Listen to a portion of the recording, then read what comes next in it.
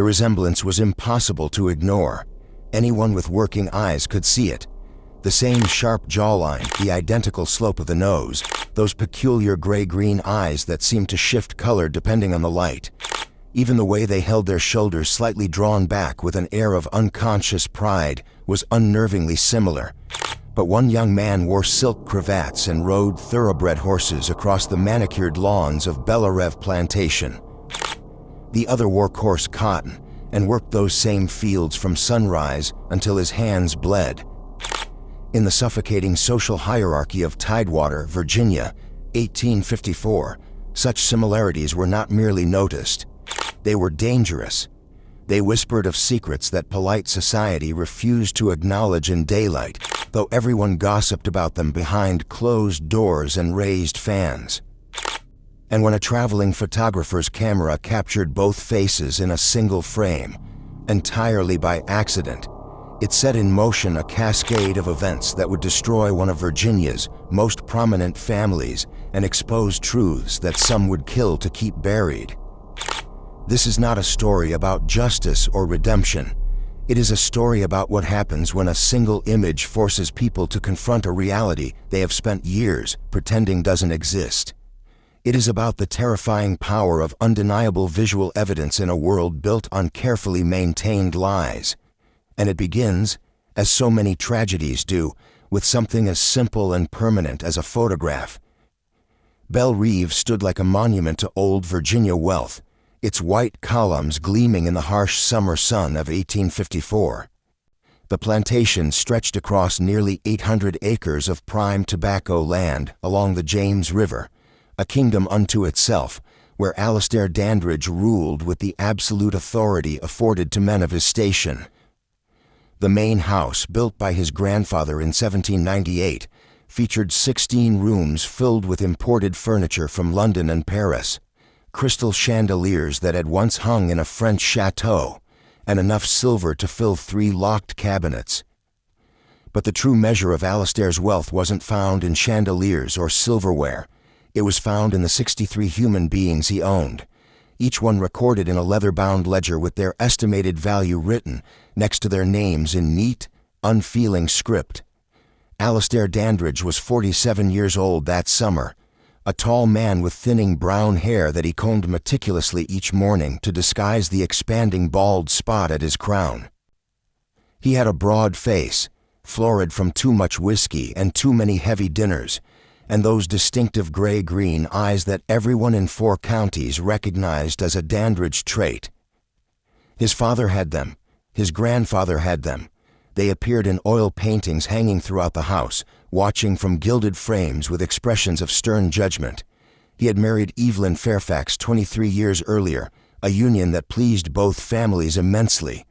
The Fairfaxes were old Virginia aristocracy with impeccable bloodlines but dwindling finances. The Dandridges had money but craved the social legitimacy that came with the Fairfax name.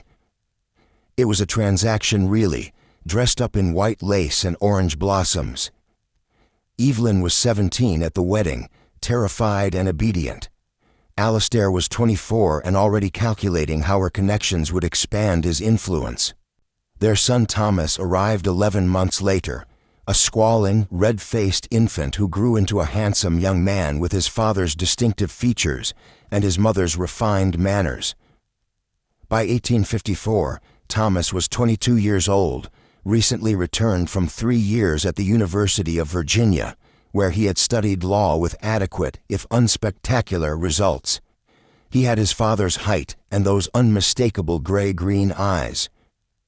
But he had inherited something else from Evelyn, a certain gentleness, a discomfort with cruelty that Alastair found both puzzling and vaguely disappointing in his only son.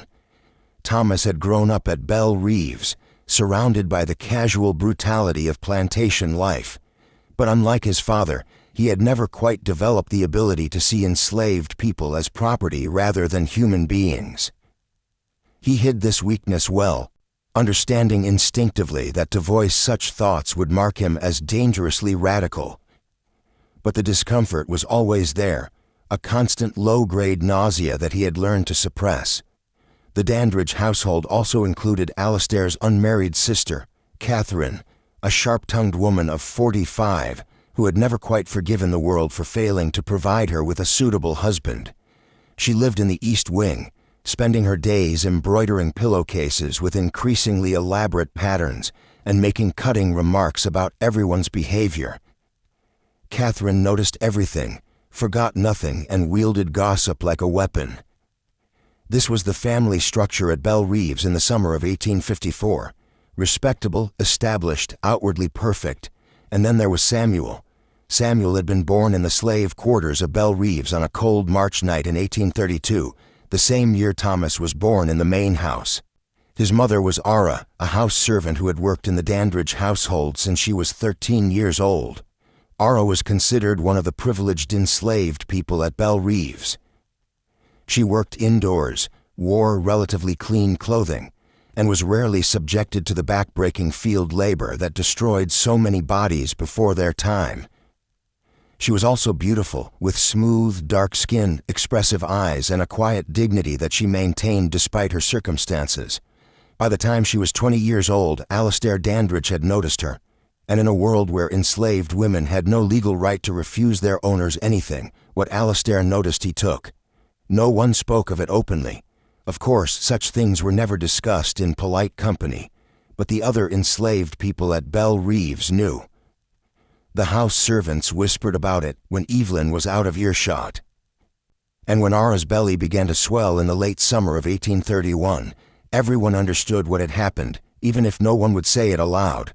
Samuel was born just 2 months after Thomas. For the first few years of his life, the resemblance wasn't particularly notable. Many babies share similar features, and no one expected to see Alastair Dandridge in the face of a slave child. But as Samuel grew, the similarities became impossible to dismiss. By age 5, Samuel had the same gray-green eyes as Thomas, the same narrow nose, the same way of tilting his head when he was thinking. Old Jeremiah, who had worked at Bellerev for 60 years and remembered Alastair's father, swore that Samuel looked more like a Dandridge than some of the legitimate white cousins who occasionally visited from Richmond. Ara saw it, of course. How could she not? Every time she looked at her son, she saw the man who had forced himself on her reflected back. It was a complicated agony. She loved Samuel with a fierce protective intensity. But his face was a daily reminder of violation and powerlessness. She never spoke of his parentage, not even to Samuel himself. What would be the point? The truth couldn't free him. It could only endanger them both. As Samuel grew older, Ara made sure he understood the fundamental rule of his existence. Blend in. Stay quiet. Never draw attention. In a world where enslaved people were punished for the smallest infractions, being the visible evidence of the master's adultery was potentially fatal. Alastair Dandridge would tolerate Samuel's existence only as long as he could ignore it. But ignoring became harder as Samuel reached adolescence, and the resemblance to Thomas became undeniable. By the time both young men were 22 years old in that summer of 1854, they could have been brothers. Or rather, they looked like what they actually were, a legitimate son and his illegitimate half-brother, born to different mothers, but sharing the same father's unmistakable features. The enslaved community at Bellerev walked on eggshells around this truth. They all knew, but they also knew that acknowledging it openly would bring disaster. Alastair had never publicly admitted to fathering Samuel, and no one expected he ever would. As long as the fiction was maintained, as long as everyone pretended not to see what was obvious to anyone with eyes, a fragile peace could be maintained. Thomas himself had noticed the resemblance years earlier, sometime around his 16th birthday. He had been walking through the tobacco fields, avoiding his father's expectations, as he often did, when he saw Samuel working alongside several other young men. The late afternoon sun was hitting Samuel's face at an angle, and for a disorienting moment, Thomas felt like he was looking at his own reflection in strange clothes. He had stopped walking, staring openly, his mind racing through implications he didn't want to examine.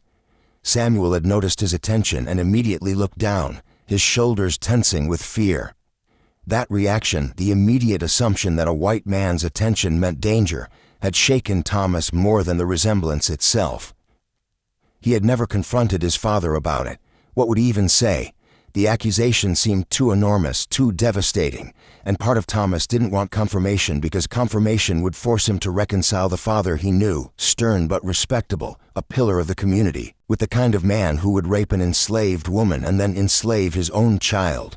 So Thomas did what his entire family had perfected. He pretended not to see.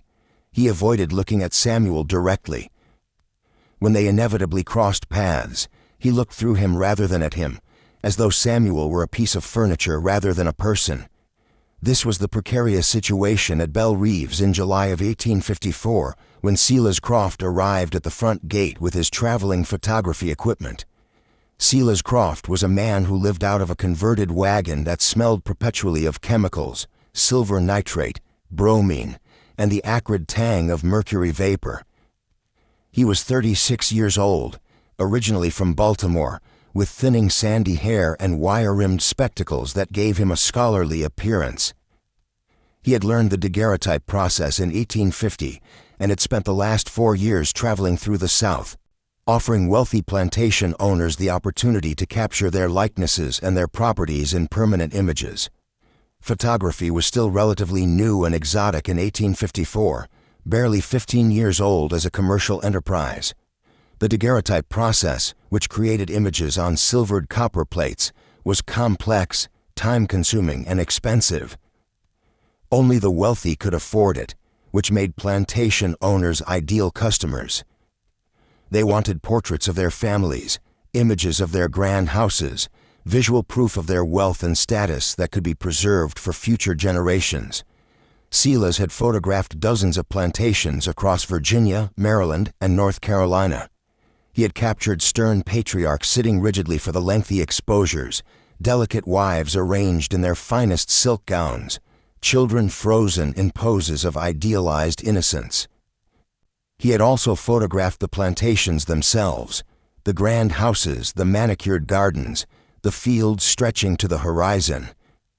And sometimes, if the plantation owner requested it, he photographed the enslaved people. These images served a dual purpose. They were both documentation of valuable property and a form of boasting, visual evidence of the owner's wealth measured in human beings. Silas found these sessions profoundly uncomfortable, but he needed the money, and he had learned not to question his customers' requests. He arrived at Bellereve's on a Thursday afternoon in mid-July, his wagon rattling up the long, oak-lined drive that led to the main house. Alastair Dandridge had sent for him 3 weeks earlier after seeing some of Silas's work at a neighboring plantation. The Dandridges wanted a formal family portrait, Alastair, Evelyn, Thomas, and Catherine arranged in front of the house. They also wanted photographs of the main house from various angles, images that could be sent to relatives in Richmond and Norfolk as evidence of Bellereve's magnificence. Silas set up his equipment on the front lawn, a process that took nearly 2 hours. The daguerreotype camera was a large, unwieldy contraption mounted on a sturdy tripod. Creating images required preparing silver-plated copper sheets with iodine vapor in a specialized box, exposing them in the camera for anywhere from 3 to 15 minutes depending on the light, and then developing them with heated mercury vapor, a process that was both dangerous and requiring of precise timing. The family portrait was scheduled for Saturday morning when the light would be optimal. But Silas spent Friday setting up test shots, examining angles, and ensuring his equipment was functioning properly. This was when things began to go wrong, or perhaps right, depending on one's perspective. Silas was testing the light and exposure times in the late afternoon, positioning his camera to capture the front facade of the house. He wanted to ensure the white columns wouldn't be overexposed in the bright summer sun. As he was adjusting his equipment, setting up what he thought would be a simple architectural shot, several people crossed through his field of view. This wasn't unusual. Life on a plantation didn't stop for photography. Enslaved people were constantly moving about, carrying water, tending gardens, performing the endless labor required to maintain a property like Bellereve's. Silas had learned to simply wait them out, letting them pass before triggering his exposures. But this time he didn't wait quite long enough. He had just removed the lens cap to begin the exposure when two young men walked into frame from different directions. One, Thomas, wearing a fine linen shirt and walking with the relaxed confidence of someone who owned the ground beneath his feet, approached from the main house.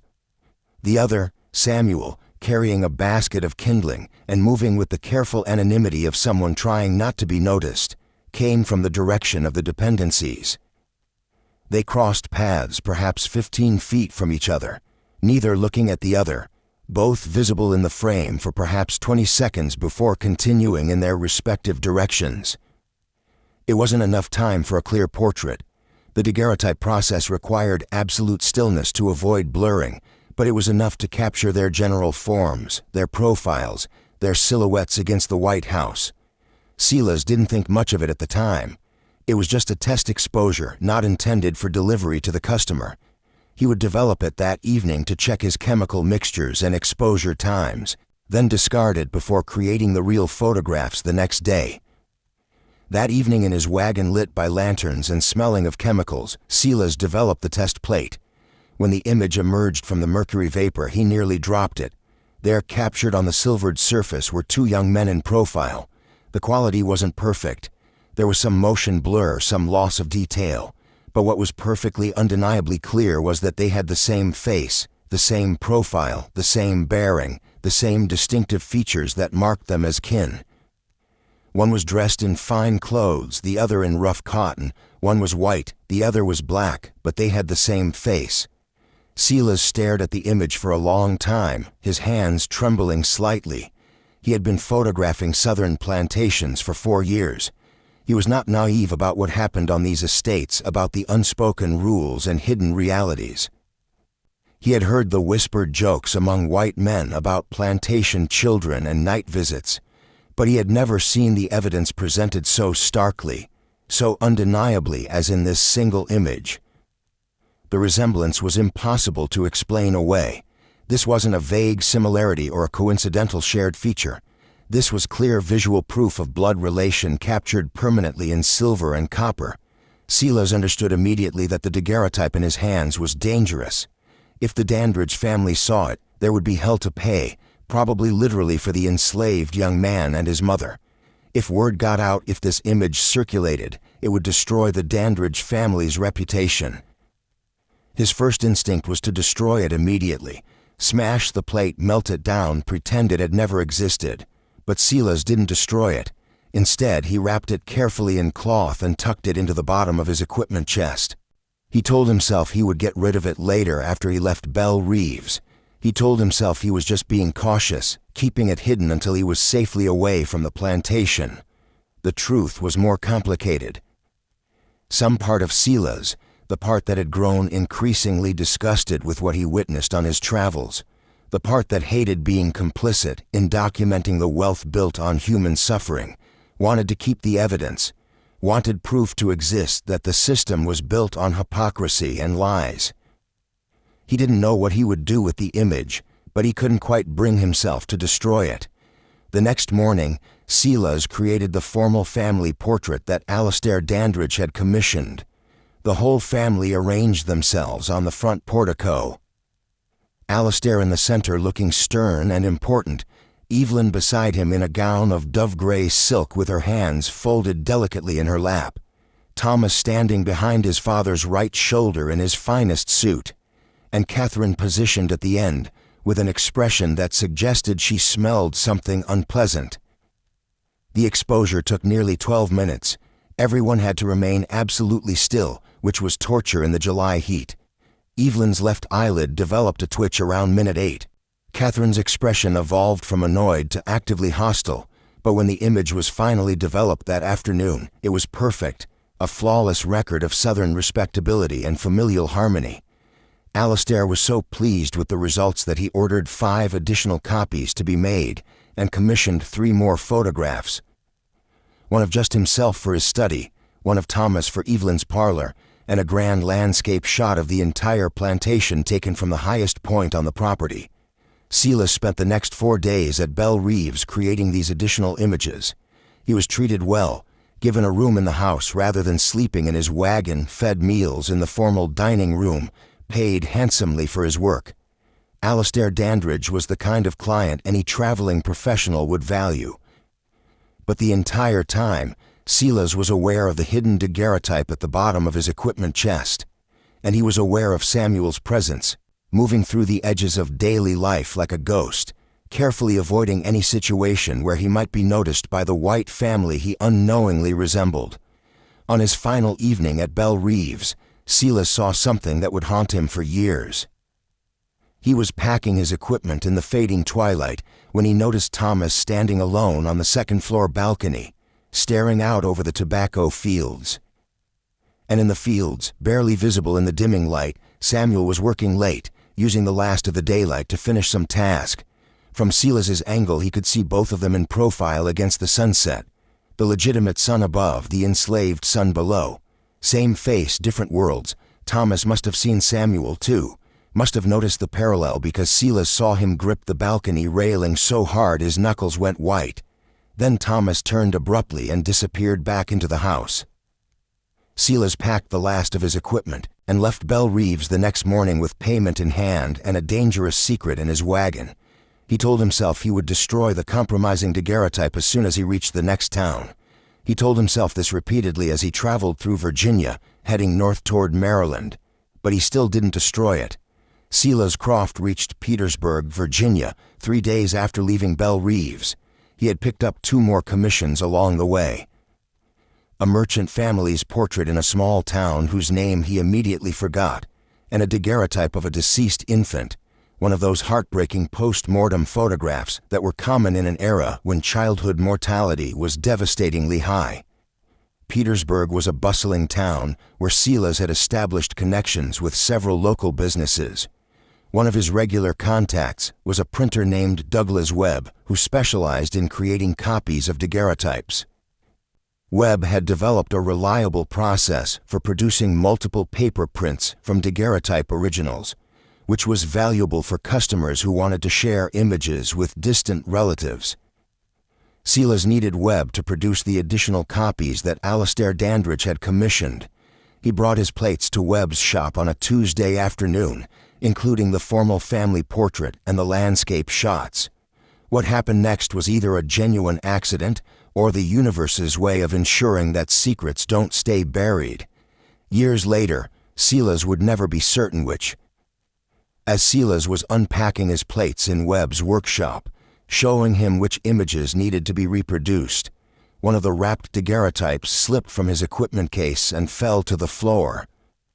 The cloth came partially unwrapped, revealing the edge of the hidden test shot, the one showing Thomas and Samuel in the same frame. Webb, helpful as always, picked it up before Silas could stop him. "Careful with that one," Silas said quickly, reaching for it. "It's just a test exposure damaged, not for reproduction." But Webb had already glimpsed enough of the image to be curious. "Let me see, might be salvageable." He unwrapped it fully before Silas could intervene. Webb was a man who had looked at thousands of photographic images in his career. He had developed an eye for composition, for quality, for unusual or noteworthy content, and what he saw in this particular daguerreotype made him go very still. "Jesus Christ," he said softly. "It's nothing," Silas said, trying to take the plate back. "Like I said, just a damaged test. I'll dispose of it." But Webb was still staring at it, his eyes moving between the 2 figures captured in silver. "Do you know who these people are?" Silas hesitated. "One of them is Thomas Dandridge, the other is someone who was passing through the frame during the test exposure." Webb looked up at him with an expression Silas couldn't quite read. "They could be twins." "I know. You know what this means, right? What this image suggests." "I know," Silas repeated, "which is why I'm going to destroy it as soon as I finish your commission." Webb carefully rewrapped the daguerreotype and handed it back. For a moment neither man spoke. Then Webb said quietly, "My younger brother is an abolitionist. He publishes a newsletter in Philadelphia. Images like this, they could be powerful ammunition for the cause." Silas felt his stomach drop.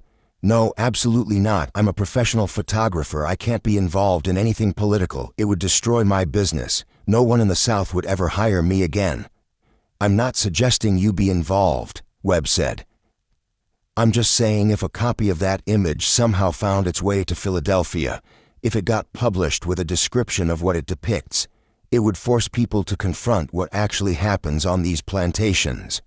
The hypocrisy, the reality of enslaved children fathered by their own masters. And it would probably get the people in that image killed. Silas shot back. The mother, the young man, maybe others. You think Alastair Dandridge would let that kind of exposure go unpunished? Webb nodded slowly. You're right, I'm sorry, I shouldn't have suggested it. They completed the transaction in uncomfortable silence. Webb produced the copies of the formal Dandridge portraits, charging his usual rate and accepting payment without further comment about the hidden daguerreotype. Silas left the shop, believing the matter was closed. He was wrong. Douglas Webb was not a particularly political man by nature.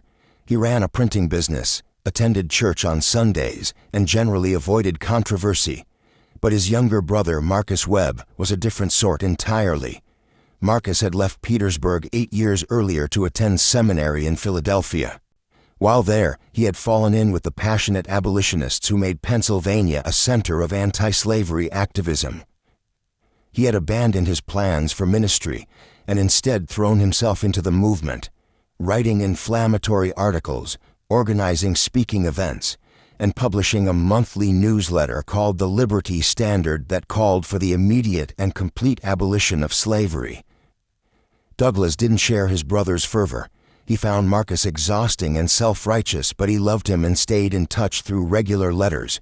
And 3 days after Silas Croft left his shop, Douglas sent Marcus one of those letters. He described the daguerreotype he had seen. He described the undeniable resemblance between the two young men. He described what he knew about the Dandridge family, their wealth, their prominence, their respectable reputation in Virginia society. And he mentioned, almost casually, that someone in the abolitionist movement might find such an image valuable as propaganda.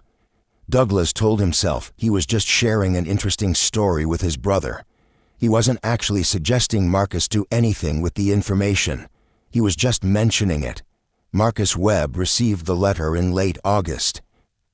By early September, he had traveled to Petersburg under false pretenses, claiming to be visiting family, which was technically true, and convinced Douglas to make a single copy of the daguerreotype. Douglas resisted at first, citing all the same concerns Silas had raised. But Marcus was persuasive in that intense, moral certainty way that true believers often are. This is evidence, Marcus argued. This is proof of the system's fundamental evil. A man fathers a child, then enslaves that child, makes him work in his fields, denies his very humanity, and respectable society pretends not to see it because acknowledging it would be uncomfortable. This image forces people to see. It will put these people in danger, Douglas countered. They're already in danger every day of their lives, Marcus said. They're enslaved. What greater danger exists? It was a terrible argument, callous and disconnected from reality, but it worked on some level. Douglas made the copy just one.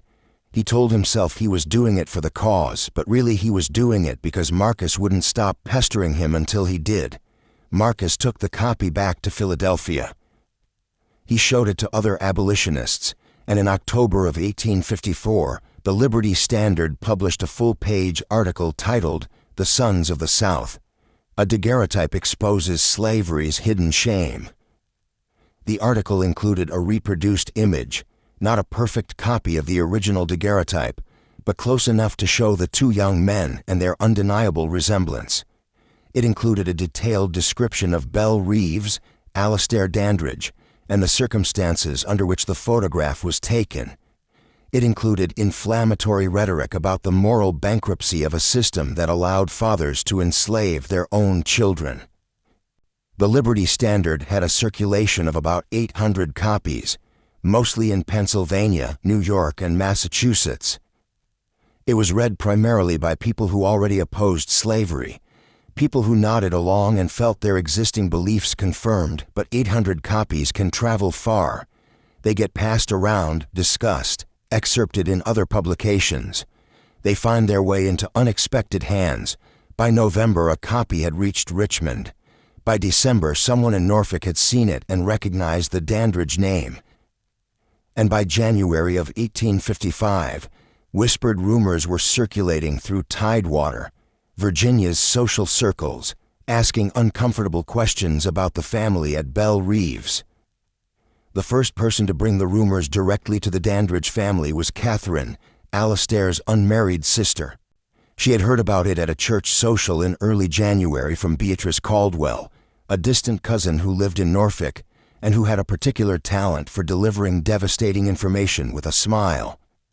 "My dear Catherine," Beatrice had said, settling herself into a chair with obvious satisfaction at the gossip she was about to share. "I thought you should know that some rather distressing rumors have been circulating about your family, about Alastair specifically." Catherine had felt her stomach tight. "What sort of rumors?" "Well, it seems some abolitionist publication up north has gotten hold of a photograph. They're calling it proof of your brother's indiscretions. They're saying one of your slaves bears an unmistakable resemblance to Thomas." The room had seemed to tilt. Catherine had, of course, noticed Samuel's resemblance to Thomas years ago.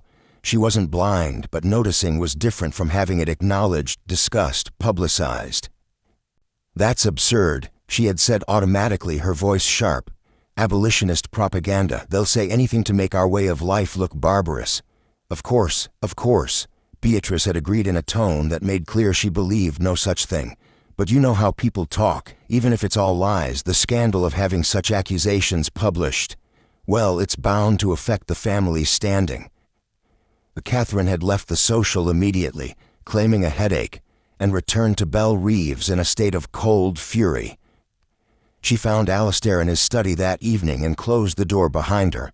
"We need to talk," she said, "about your bastard."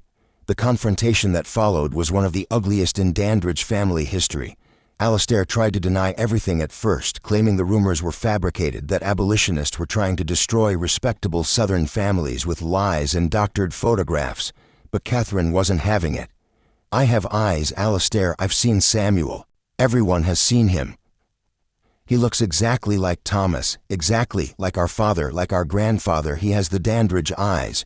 For God's sake, you're imagining things. Don't you dare." Catherine cut him off, her voice shaking with rage. "Don't you dare insult my intelligence. You forced yourself on that woman, you fathered a child with her, and then you kept them both here enslaved, where we all have to see the evidence of your depravity every single day." Alastair's face had gone purple. "Watch your tongue. This is my house." "This was our father's house," Catherine shot back, "and our grandfather's, and you've disgraced it. You've made a mockery of our family name, and now it's all coming out, published in newspapers, passed around like scandal sheets. Do you have any idea what this will do to Thomas's prospects? What respectable family will want their daughter to marry into a household embroiled in this kind of ugliness?" That hit home. Alastair had been planning to announce Thomas's engagement to a young woman from a prominent Richmond family that spring. The union would cement important political connections and expand the Dandridge influence considerably. But if scandal surrounded the family name, "What do you suggest?" he asked finally, his voice tight. "Get rid of him," Catherine said immediately. "Sell Samuel, sell him south to Georgia or Alabama, where no one knows about this ridiculous photograph. Get him out of Virginia, let people forget what he looks like, and his mother, sell her too. Sell them both together if you must, but get them away from here. It's the only way to make this go away." Alastair considered this. It was a practical solution. Enslaved people were sold away from their birthplaces every day. No one would think twice about it. But there was a complication Catherine didn't know about, a complication Alastair had never told anyone. He had promised Ara years ago, in a moment of guilt-stricken weakness, that he would never sell Samuel. It had been a stupid promise made after he had visited the slave quarters in the night and found her holding their infant son. She had looked at him with such profound despair that something in him had cracked. "I won't sell him," he had whispered, "or you, I promise." It was the only kindness he had ever shown her, and it was barely even kindness, more like a slightly less terrible cruelty. But he had meant it at the time. Now, 23 years later, that promise had become an enormous liability.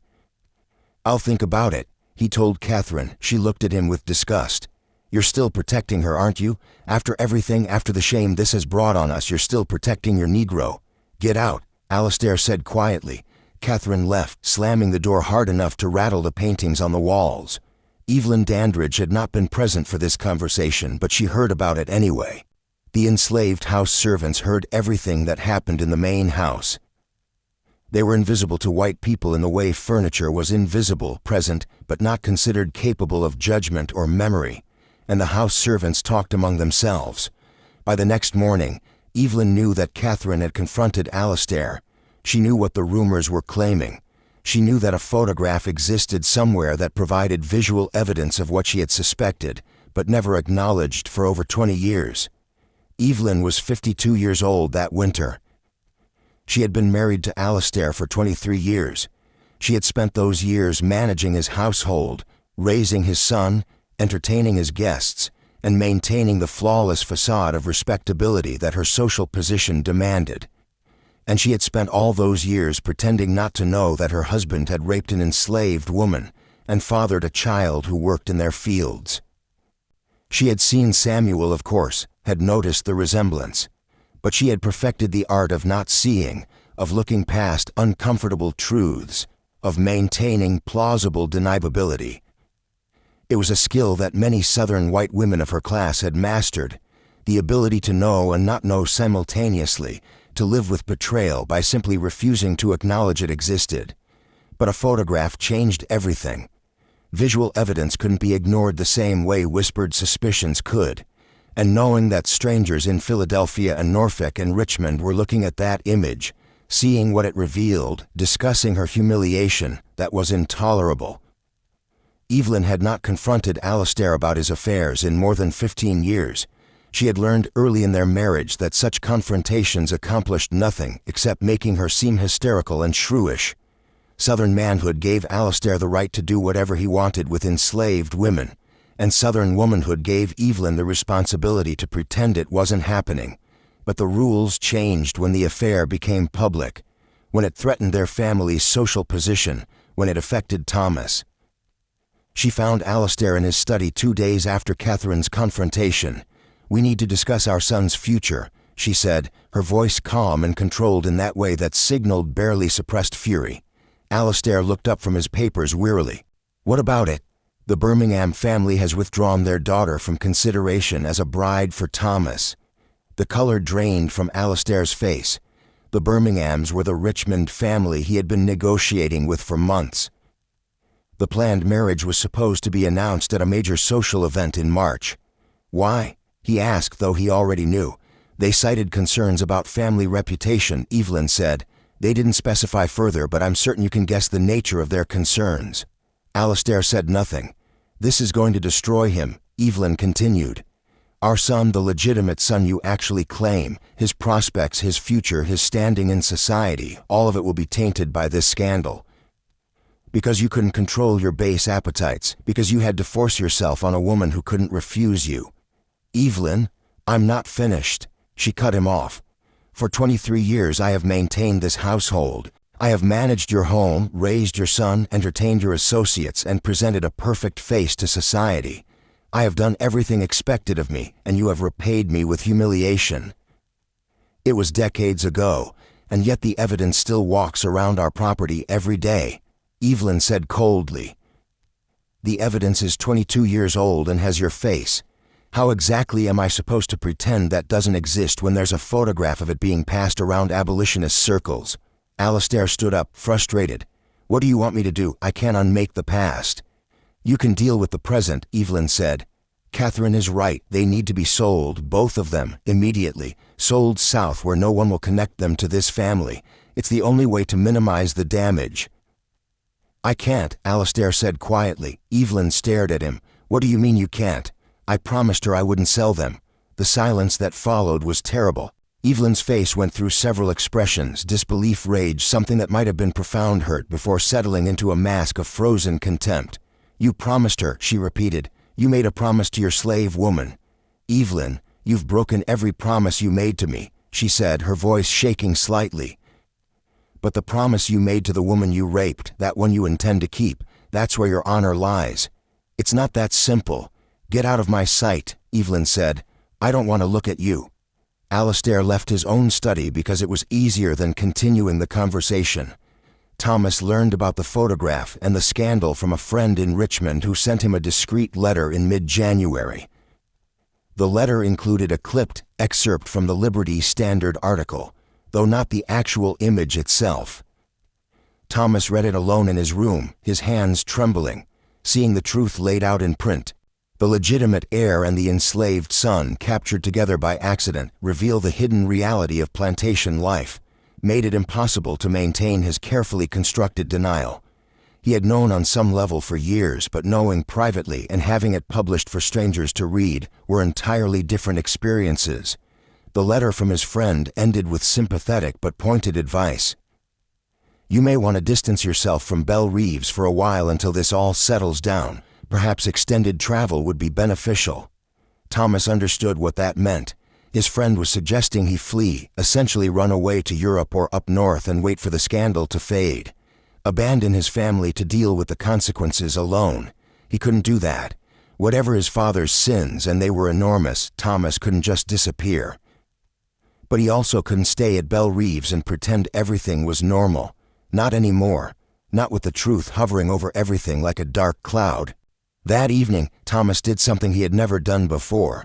He went down to the slave quarters after dark. The slave quarters at Bellerev were a collection of rough wooden cabins arranged in 2 rows behind the main house, past the dependencies and work buildings. Thomas had rarely ventured there in his entire life. White members of the plantation-owning family didn't go to the quarters unless there was a specific problem requiring attention.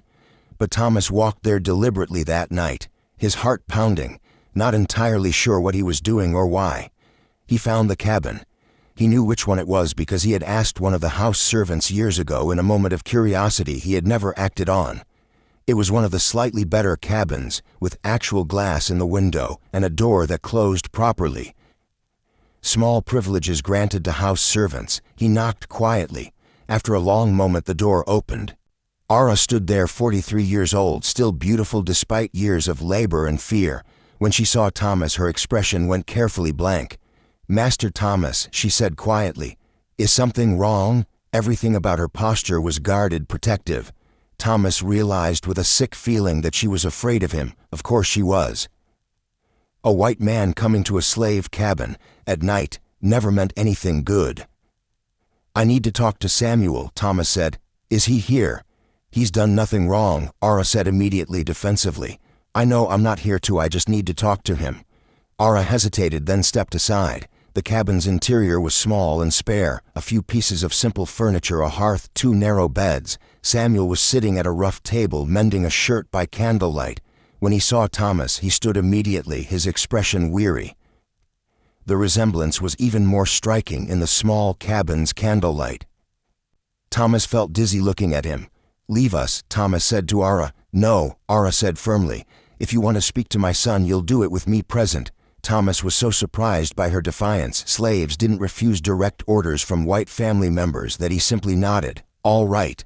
An uncomfortable silence followed. Thomas didn't know how to begin. Finally, Samuel spoke.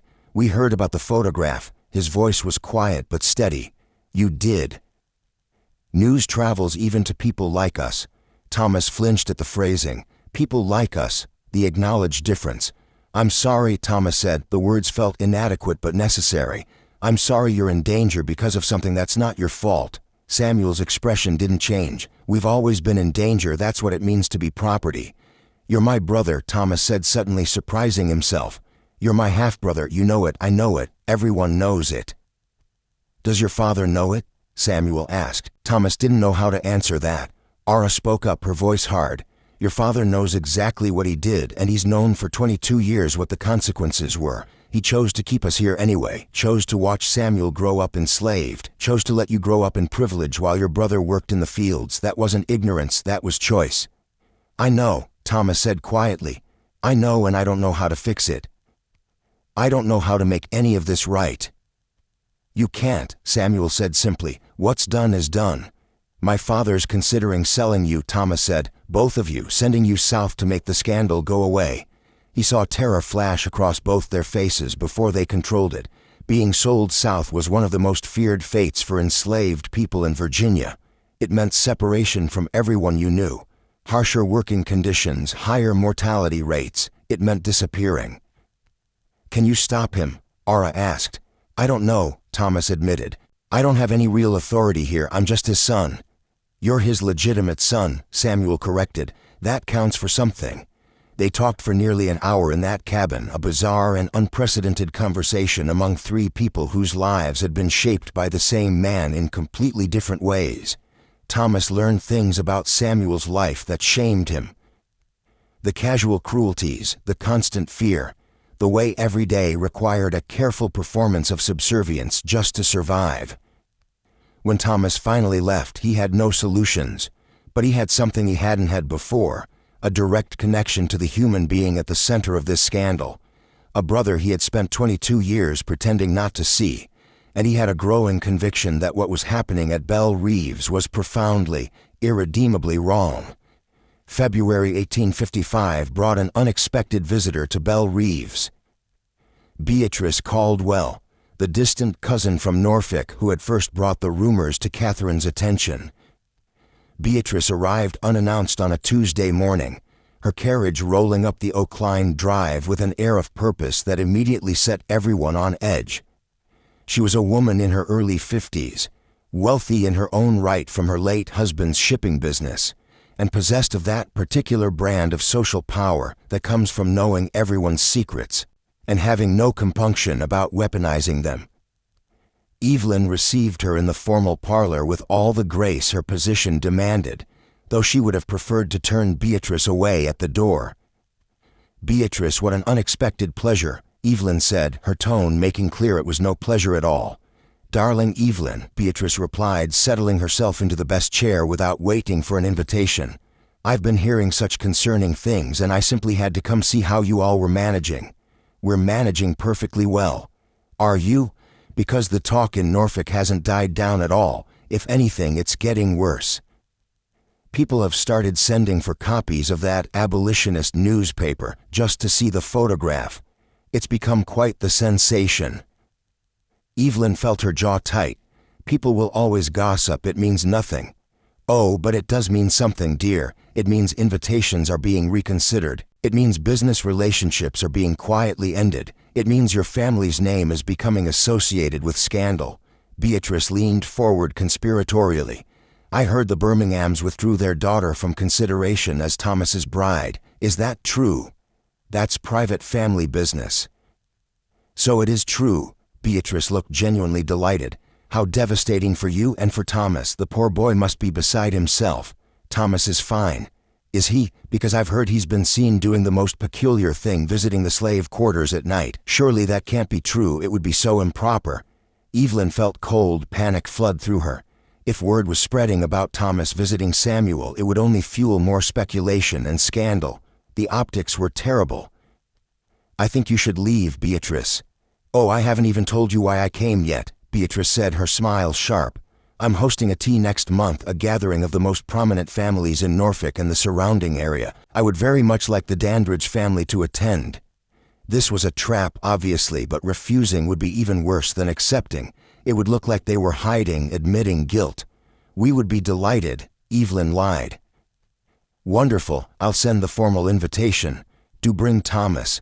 I'm sure everyone is eager to see how the young man is holding up under such trying circumstances." After Beatrice left, Evelyn sat alone in the parlor for a long time, feeling the walls of her carefully maintained world closing in. The next few weeks saw a series of increasingly desperate family meetings. Alastair, Evelyn, Catherine, and Thomas gathered behind closed doors to discuss their options, their voices rising in frustration and fear. Catherine continued to push for selling Samuel and Ara. "It's the only solution. Every day they remain here, they're living evidence of the scandal." Thomas, to everyone's surprise, pushed back. "They're people, not evidence. You can't just dispose of them because they're inconvenient." "They're slaves," Catherine snapped. "That's exactly what you can do with them." "They're my brother and his mother," Thomas said, his voice shaking with suppressed emotion, whether anyone wants to acknowledge it or not. The room went silent. It was the first time anyone in the family had said it out loud so directly. Alastair looked at his son with an expression somewhere between rage and despair. "You will not speak of this."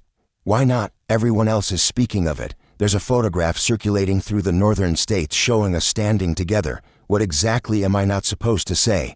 Thomas, enough, Evelyn said sharply, but Thomas was past being silenced.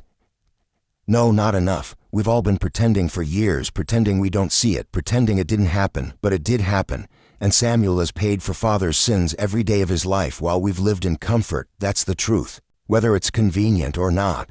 Your youthful righteousness is touching but useless, Catherine said coldly. The question isn't what's morally correct. The question is how to protect this family's reputation. By selling my brother like livestock.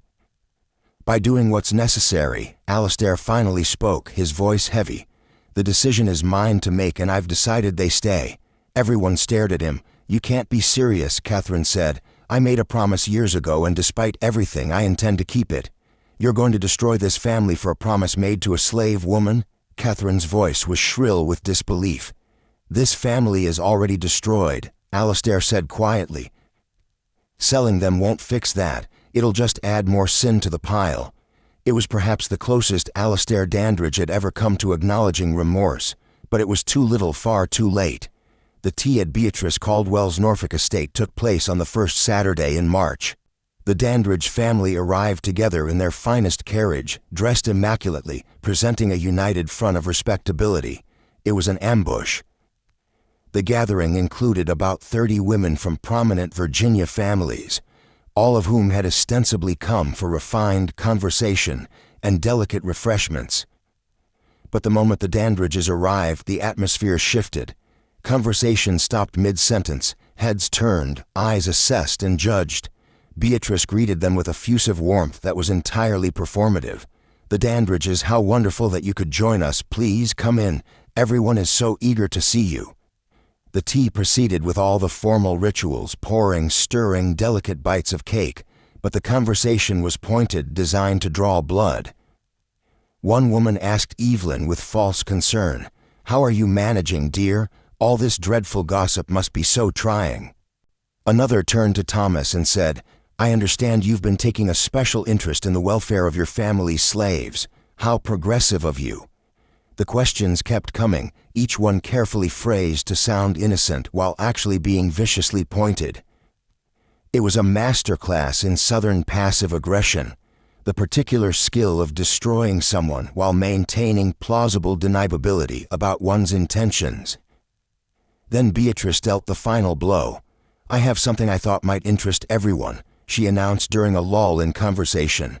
She produced a folded newspaper from beside her chair, a copy of the Liberty Standard with its inflammatory article and the reproduced photograph. "This has been circulating in certain circles," she said. "I managed to acquire a copy. It makes such fascinating claims about our dear friends, the Dandridges." She proceeded to read excerpts aloud, her voice dripping with false sympathy, the article's descriptions of Alistair's assault on Ara, the detailed comparison of Thomas and Samuel's features, the accusations of moral bankruptcy and hypocrisy. Evelyn sat frozen, her teacup suspended halfway to her lips, unable to move or speak. Thomas had gone pale, his hands clenched in his lap. Catherine looked murderous. When Beatrice finished reading, she looked up with wide, innocent eyes. "Of course, I'm sure it's all abolitionist lies, but the photograph itself is quite striking. The resemblance is remarkable, wouldn't you say?" She passed the newspaper around the room. Woman after woman looked at the photograph, their expressions ranging from shock to disgust to barely concealed satisfaction at witnessing such a spectacular fall from grace. Thomas stood abruptly. "We're leaving." "But you've barely touched your tea," Beatrice protested with false concern. "We're leaving now," Thomas repeated, his voice tight with barely controlled rage. The Dandridge family left Beatrice's estate in silence, their humiliation complete and public. The ride back to Belle Reeves was silent for the first hour. Then Evelyn spoke, her voice eerily calm. "This can't continue." "What do you propose?" Alistair asked wearily. "I'm taking Catherine and moving to my sister's house in Charleston. I will not remain in this house with you. I will not continue to be humiliated by your past actions." "Evelyn, I'm not negotiating, Alistair. I'm informing you of my decision. You can keep your plantation, your slaves, your bastard son, and your promises. I'm leaving." "Mother, wait," Thomas started. "You'll need to decide where your loyalties lie," Evelyn said, looking at her son. "You can come with us and distance yourself from this scandal, or you can stay here with your father and be dragged down with him. Thomas looked between his parents, torn. "I can't just abandon." "Abandon who?" Evelyn cut him off. "Your father after what he's done, or are you more concerned about abandoning your newfound brother in the slave quarters?" The contempt in her voice was withering. "I don't know," Thomas admitted quietly. "Then figure it out," Evelyn said. "You have until tomorrow morning." That night Thomas made his decision. He went to his father's study where Alistair sat alone drinking whiskey in the dark. "I'm staying," Thomas said from the doorway. Alistair looked up surprised. "Your mother is leaving because she can't face the truth. I understand that, but running away won't change what happened. It won't make Samuel any less my brother." "You're throwing away your future," Alistair said. "Your social prospects, your political ambitions, all of it." "Maybe, but I can't build a future on pretending certain people don't exist. That's what you did, and look where it got you." Alistair flinched. "What do you want from me? An apology? Would that fix anything?" "No," Thomas said, "but manumission papers would." Alistair stared at him. "You want me to free them?" "I want you to do the right thing for once. Free Samuel and Ara, give them papers, give them enough money to start a life somewhere else, somewhere safe, let them go. If I free them now in the middle of this scandal, it will be seen as admission of guilt." "You are guilty," Thomas said bluntly. "Everyone knows it. The only question is whether you'll do anything to make it right." "And if I refuse?" Thomas met his father's eyes. "Then I'll wait until you die and do it myself. I'm your heir. Eventually Bellerev will be mine, and the first thing I'll do is free every single person you've enslaved here." It was a threat and a promise. Alistair recognized the determination in his son's voice. The same stubborn certainty that the Dandridge men had possessed for generations, now turned against the family's traditions. "You've become self-righteous," Alistair said. "I've become honest," Thomas corrected. "It feels radical because we've been living in lies for so long." 3 days later, on a cold March morning, Alistair Dandridge signed manumission papers for Ara and Samuel. The papers declared them free, no longer enslaved, with all the legal rights afforded to free people of color in Virginia. It wasn't much. Virginia law in 1855 was deeply restrictive toward free black people, requiring them to leave the state within a year of gaining freedom or risk being re-enslaved. But it was something. It was a door opening. Alistair also provided them with $200 in cash, enough to travel north and establish themselves somewhere beyond Virginia's reach. When Thomas brought Ara the papers, she wept. She had spent 25 years enslaved, had borne a son in bondage, had endured assault and degradation, and the daily terror of knowing she and her child could be sold at any moment. And now, suddenly, she was free. "Where will you go?" Thomas asked. "Philadelphia," Ara said immediately. "I have cousins there who moved north years ago. They'll help us establish ourselves." "I'm sorry," Thomas said, "for everything, for all the years you suffered because of my father." Ara looked at him for a long moment. "You're not your father, remember that." Samuel joined them, holding his own set of freedom papers, his hands trembling slightly. Thomas looked at his half-brother, his brother no qualifiers needed, and extended his hand. After a moment's hesitation, Samuel shook it. "Thank you," Samuel said quietly. "Don't thank me. This is the bare minimum of what you're owed." They left Bellerev's 2 days later at dawn with a bag of belongings and those precious papers that declared them free. Thomas watched them go from the upper balcony, feeling a complicated mix of relief and grief. They were safe now, but their freedom had come at an immense cost and decades too late. Evelyn Dandridge never returned to Bellerev's. She lived with her sister in Charleston until her death in 1867, maintaining to the end that she had been the victim of her husband's moral failures. She never spoke to Alistair again. Catherine moved with her, equally bitter, equally determined to distance herself from the scandal that had tainted the family name. Alistair remained at Bellerev's, watching his social standing crumble over the next few years. Former friends stopped visiting. Business relationships dried up. The Richmond political circles that had once courted his influence now avoided him. He died in 1859, a wealthy man in financial terms, but socially isolated, his reputation forever marked by the photograph that had exposed his sins. Thomas inherited Bellerev's and, true to his word, began the process of freeing the enslaved people there. He did it gradually to avoid financial ruin, offering wages to those who stayed as free workers and providing resources to those who chose to leave. By 1863, when the Emancipation Proclamation was issued, Bellerev was already operating as a paid labor farm. He never married. He spent his remaining years trying to make amends for his family's actions, though he never quite succeeded in forgiving himself for the years he spent pretending not to see. Ara and Samuel reached Philadelphia in April of 1855. They settled in the city's growing free black community, finding work and gradually building new lives. Samuel learned carpentry and eventually opened his own small shop. He married, had children, lived to see the Civil War end slavery throughout the nation. Ara lived to be 73 years old. In her final years, she would occasionally speak about Bellerev, but only in fragments, brief memories that surfaced and then retreated, too painful to dwell on for long. The daguerreotype that started it all, the original plate that Silas Croft had captured by accident, was destroyed. Silas eventually learned what his photograph had unleashed and smashed the plate in a fit of guilt and horror at the chaos he'd inadvertently caused. But copies remained. The image, published in the Liberty Standard, continued to circulate through abolitionist circles for years, used as propaganda to demonstrate the hypocrisy of the slave-owning class. Even after the Civil War, it occasionally appeared in historical collections, labeled simply Two Sons of the Antebellum South.